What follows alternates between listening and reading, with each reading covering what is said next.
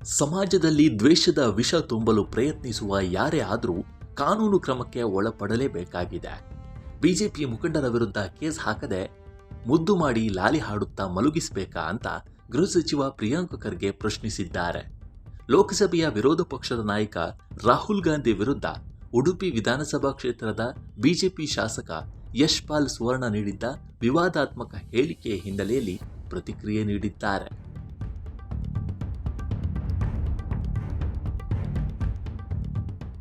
ಸಮಾಜಘಾತುಕನನ್ನ ಕಣಕಣದಲ್ಲೂ ಮೈಗೂಡಿಸಿಕೊಂಡಿರುವ ಬಿಜೆಪಿಗರಿಗೆ case ಹಾಕದೆ ಮುದ್ದು ಮಾಡಿ ಲಾಲಿ ಹಾಡ್ತಾ ಮಲಗಿಸಬೇಕಾ ಅಂತ ಬಿಜೆಪಿ ನಾಯಕರ ವಿರುದ್ಧ ಗೃಹ ಸಚಿವ ಪ್ರಿಯಾಂಕ್ ಖರ್ಗೆ ಕಿಡಿಕಾರಿದ್ದಾರೆ. ಸಿಟಿ ರವಿ, ಯಶ್ಪಾಲ್ ಸುವರ್ಣ ಹಾಗೂ ಭರತ್ ಶೆಟ್ಟಿ ವಿರುದ್ಧ ಅವರು ಕಿಡಿಕಾರಿದ್ದಾರೆ. ಈ ಕುರಿತಾಗಿ ಸಾಮಾಜಿಕ ಜಾಲತಾಣದಲ್ಲಿ ಅಭಿಪ್ರಾಯ ಹೊರಹಾಕಿರುವ ಖರ್ಗೆ, ಸಮಾಜದಲ್ಲಿ ದ್ವೇಷದ ವಿಷ ತುಂಬಲು ಪ್ರಯತ್ನಿಸುವ ಯಾರೇ ಆದರೂ ಕಾನೂನು ಕ್ರಮಕ್ಕೆ ಒಳಪಡಲೇಬೇಕು.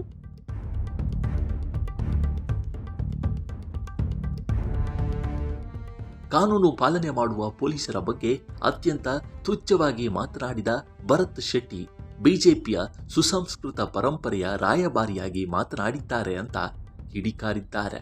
ಸಿಟಿ ರವಿ, ಯಶ್ಪಾಲ್ ಸುವರ್ಣ ಬಿಜೆಪಿ ಸಂಸ್ಕೃತಿಯ ರಾಯಭಾರಿ ಸ್ಥಾನಕ್ಕೆ ಪೈಪೋಟಿ ನಡೆಸುತ್ತಿರುವಾಗಲೇ ಭರತ್ ಶೆಟ್ಟಿಯವರು ನಾನೇನೂ ಕಮ್ಮಿ ಇಲ್ಲ ಅಂತ ಅಖಾಡಕ್ಕೆ ಇಳಿದಿದ್ದಾರೆ.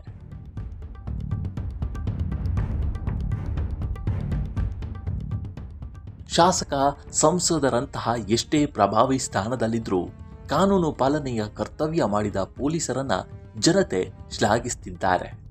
ನಿಂದನೆಗೆ ಇಳಿದಿರುವ ಬಿಜೆಪಿಗರಿಗೆ ತಿಳಿದಿರಲಿ, ಪೊಲೀಸರು ಕಾಕಿ ಹಾಕಿಕೊಂಡು ಕಾನೂನು ಪಾಲನೆ ಮಾಡುತ್ತಿದ್ದಾರೆ ಹೊರತು ಬಿಜೆಪಿಗರಂತೆ ಕಾಕಿ ಚಡ್ಡಿ ಹಾಕಿಕೊಂಡು ಸಮಾಜಘಾತುಕ ಕೆಲಸಗಳನ್ನು ಮಾಡ್ತಿಲ್ಲ ಅಂತ ಸಾಮಾಜಿಕ ಜಾಲತಾಣದ ಮೂಲಕ ಪ್ರಿಯಾಂಕ್ ಖರ್ಗೆ ಆಕ್ರೋಶವನ್ನು ಹೊರಹಾಕಿದ್ದಾರೆ.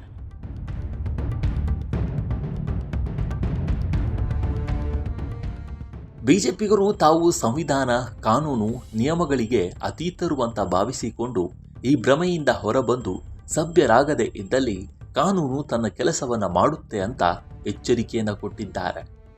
ಇದಕ್ಕೆ ಯಾರೂ ಹೊರತಲ್ಲ, ಬಿಜೆಪಿ ನಾಯಕರಾಗಲಿ ಕಾರ್ಯಕರ್ತರೇ ಆಗಿರಲಿ, ಕಾನೂನು ಕ್ರಮ ಜರುಗಿಸಬಾರದು ಅಂದರೆ ಸಂವಿಧಾನ ಮತ್ತು ಕಾನೂನಿನ ಚೌಕಟ್ಟಿನೊಳಗೆ ತಮ್ಮ ಮಾತು ಮತ್ತು ಕೃತಿಗಳನ್ನು ನಿರ್ವಹಿಸಬೇಕು ಅಂತ ಒತ್ತಾಯಿಸಿದ್ದಾರೆ.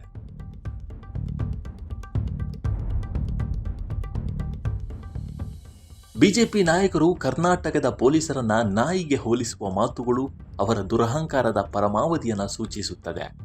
ನಮ್ಮ ಅಧಿಕಾರಿಗಳ ನೈತಿಕ ಸ್ಥೈರ್ಯ ಕಸಿಯುವ ಯಾವುದೇ ಪ್ರಯತ್ನಗಳನ್ನು ನಾನು ಸಹಿಸೋದಿಲ್ಲ ಅಂತ ಪ್ರಿಯಾಂಕ್ ಖರ್ಗೆ ಎಚ್ಚರಿಕೆಯನ್ನು ನೀಡಿದ್ದಾರೆ.